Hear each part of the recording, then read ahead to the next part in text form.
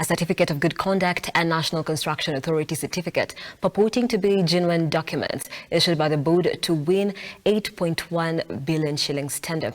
Franklin Akoko Onyango, who was arraigned on Friday before Milimani Law Court, Nairobi, is alleged to have drilled a substandard borehole at Christ Gift Academy, which prompted the complainant to investigate his qualifications. The businessman, who is facing 5 counts of forgery contrary to the law, is alleged to have committed the offense at an unknown place within the Republic of Kenya with intent to defraud the accused, pleaded not guilty and was released on a cash bail of 50,000 shillings. Maybe before you check the record purposes, my name is Akolo. I'll be acting on behalf of the accused persons.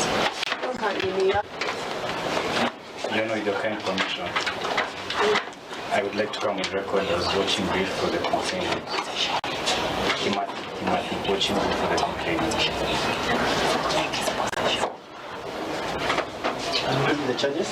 Authority, in a particular son, on unknown dates, at unknown place within the Republic of Kenya.